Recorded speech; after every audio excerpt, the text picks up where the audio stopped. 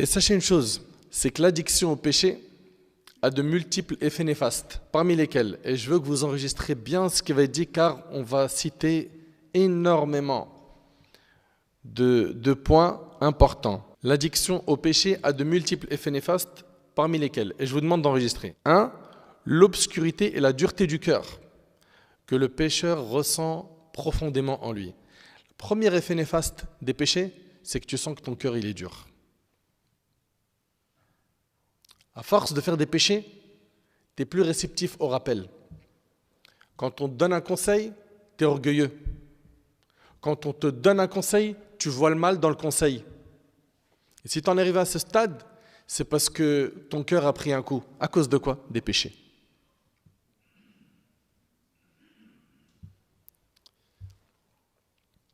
L'obscurité et la dureté du cœur. Allahu Akbar, qu'Allah nous en préserve. Ça, je veux que tu l'enregistres, mon frère, ma sœur, enregistre ce point.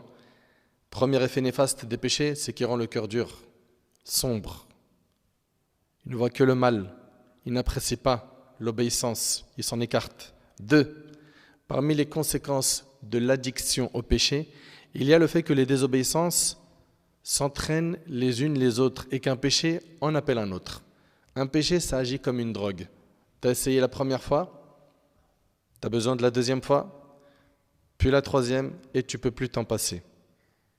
Et ça, c'est quelque chose de terrible, jusqu'à ce que le serviteur d'Allah en arrive à un stade où il n'apaise son cœur que lorsqu'il met Allah en colère. Wallah, c'est terrible. Et il y a une chose qu'on oublie aussi, c'est qu'Allah tabaraka ta'ala, il nous a interdit de suivre les pas de Satan. Oui ou non?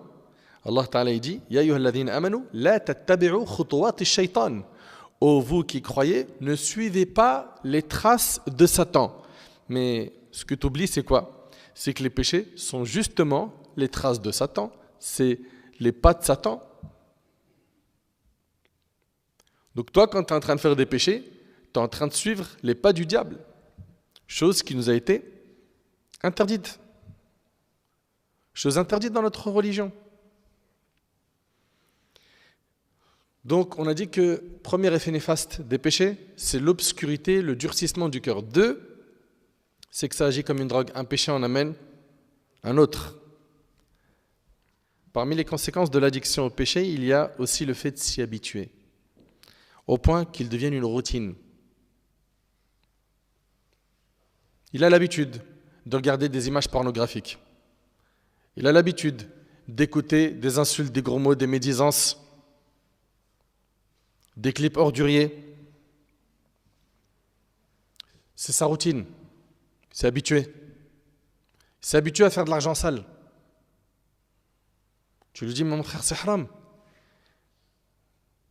Tu dis, qu'est-ce que tu veux que je fasse, mon frère? Ça y est, je suis ancré dedans. Ibn al-Qayyim, rahimallah, dit à ce sujet, il arrive que de nombreux pervers commettent le péché sans même en ressentir de plaisir. C'est-à-dire, c'est même pas il le fait par kiff, ni y être poussé par un désir, mais simplement en raison de la douleur qu'il éprouve à s'en abstenir. C'est juste que c'est pour lui trop dur de lâcher le péché. Est-ce que c'est impossible de lâcher le péché? Non. Et on va voir, Inch'Allah, à la fin les solutions. Donc, on résume. Parmi les effets néfastes du péché, 1. La dureté du cœur, son obscurcissement. 2. Un péché en amène un autre, ça agit comme une drogue. 3. C'est qu'à la fin, ça devient une routine chez une personne. Parmi les conséquences néfastes de l'addiction au péché, il y a le fait que le serviteur minimise la gravité de sa désobéissance envers son Seigneur et la considère comme insignifiante. Et ça, c'est un signe très dangereux. C'est-à-dire que pour lui, c'est rien, alors que c'est grave. Et comme nous enseignaient les pieux prédécesseurs, ne regarde pas la petitesse du péché, mais regarde l'immensité de celui que tu es en train de désobéir. Il s'agit d'Allah, le créateur de l'univers, Al-Malik, le roi, Azza wa Jal. Mais comme Allah Ta'ala il dit, وَمَا قَدَرُ اللَّهَ حَقَّ قَدْرِهِ. Ils n'ont pas estimé Allah à sa juste valeur. Ils vont avoir peur lorsqu'ils vont avoir une inspection de travail. Ils vont avoir peur quand ils vont se retrouver d'un coup avoir un radar alors qu'ils respectent la limitation de vitesse. Il va avoir peur quand il va voir des véhicules de police sur un rond-point alors qu'il a la ceinture, tout est en règle dans sa voiture. Il va avoir peur quand il va consulter le médecin et que le médecin il revient très silencieux. Et ta peur d'Allah, elle est où?